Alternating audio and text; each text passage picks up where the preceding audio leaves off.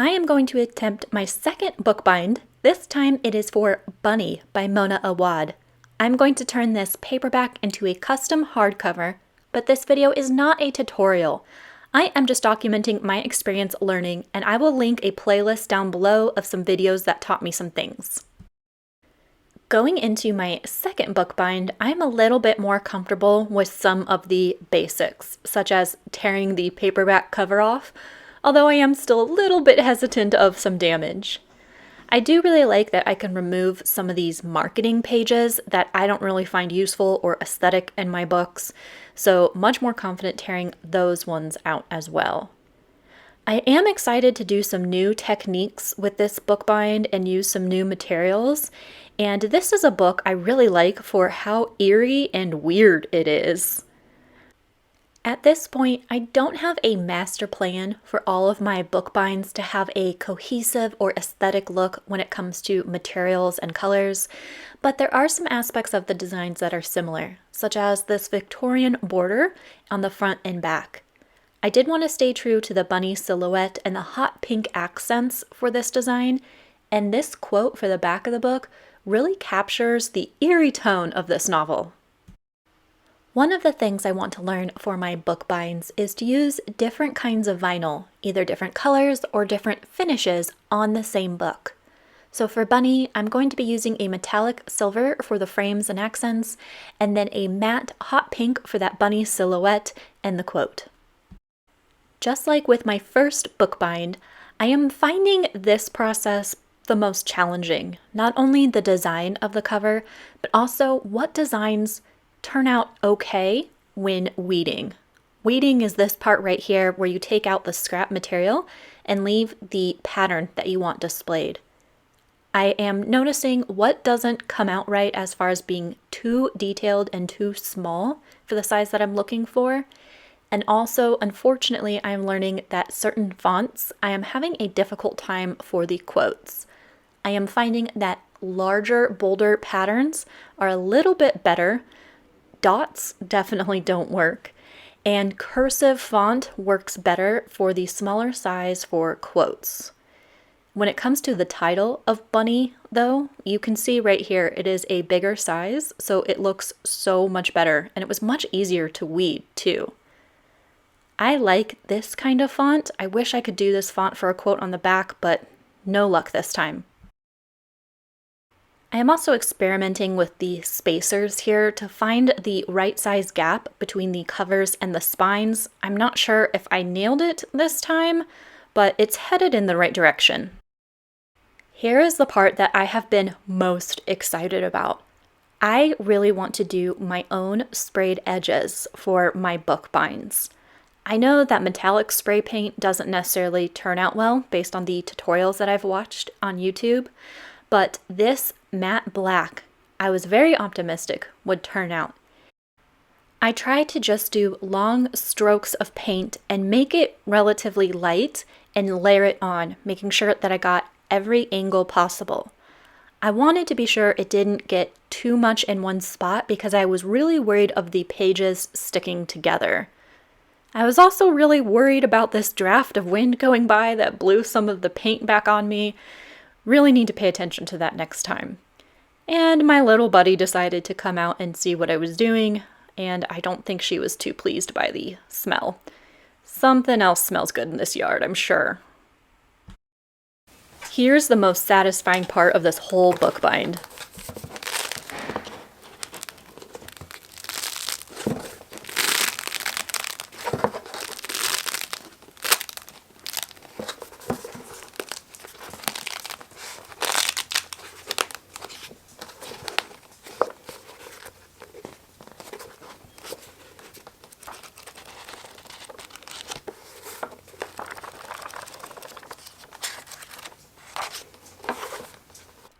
Now it's time to look at the end papers. I am using similar glitter paper that I did for my last bind. Of course, this one is pink because I'm doing those pink accents. I know that the last time I did this, it didn't look even for my end pages. The end pages compared to the text block, compared to the cover, is one area I need to practice. I have my PVA glue and I am going to glue these folded end pages on. They are cut down, but they are not cut to size. I thought I'd make them a little bit bigger, secure them to the text block, and then trim them up after they were dry to see if that would help ensure that it was even. Then it is off to the book press for a couple hours while it dries. And while I'm waiting, I am going to reprint the pink vinyl for the font for the quote on the back. I mentioned that printed font did not turn out well, so I switched to a cursive one, which did weed out a lot better. After the end pages are dried, I move the text block to the edge of the press. Not that there's much pressure here, but just so it holds it in place so I can reinforce the spine and add my ribbon bookmark.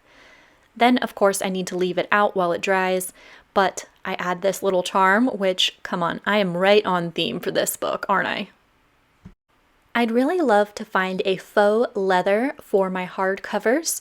I found this one on a supply list for another bookbinder, and there's some pros and cons to it.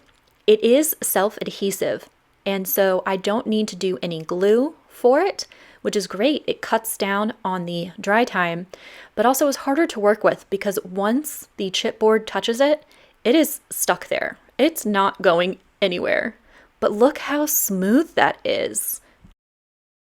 I am so happy that all the headaches I encountered through my trial and error for my first bookbind paid off, because I know going into this one what timing to start out with, and that is the lowest heat setting on my mini heat press, and press for about 13 seconds, let it cool a bit, and then apply some more heat, all with some light pressure on it as well.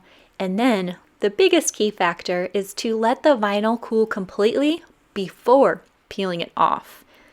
You can see this delicate frame pattern turned out pretty good. Now, at some point, I would like to experiment with layering on the different colors and finishes of vinyl to see how they overlap. But for this bookbind, I kept the two colors separate, and I do think it turned out pretty good. I just cut down each image so that they could all fit around each other and iron them on one at a time. Careful not to apply the heat to the sections that I had already applied. Doing the cover was pretty nice because I liked visualizing how everything would turn out, and it was a lot easier to apply the heat all at one time. I am surprised that this cover material really worked well with the same settings as with the cloth bound that I did, although I think this faux leather could have benefited from a little bit longer time. Some areas started to peel up a little bit, but they secured down pretty easily. I love how the title turned out. Again, I was really nervous about the printed font. And my little pink bunny turned out so good. It is different because it is a matte vinyl compared to this metallic-y one for the borders, but I think the contrast is really nice. Now it's time for the final step, and that is securing the end pages to the chipboard hardcover. I am using baking paper in between the text block and the end pages so that if any glue seeps out, it won't damage what is already done. Then it goes into the book press, and I have to patiently wait overnight for it to dry. Now it's time for the final product. Here she is. Here is my hardcover edition of Bunny with the details on the side and the quote on the back. I love the contrast of the silver and the pink against the black. That turned out so nice.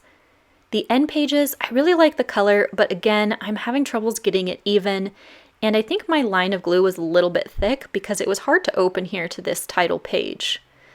But then when it comes to these sprayed edges, I am so happy. Cutting the end pages the way I did, where I trimmed it after it was secured, is not something I would do again because it wasn't a clean of a cut and those pages turned out white. I had to fill them in with a Sharpie because they didn't have the spray paint on them. But you live and you learn. Overall, it looks great, and my charm, of course, the bunny, I'm right on theme.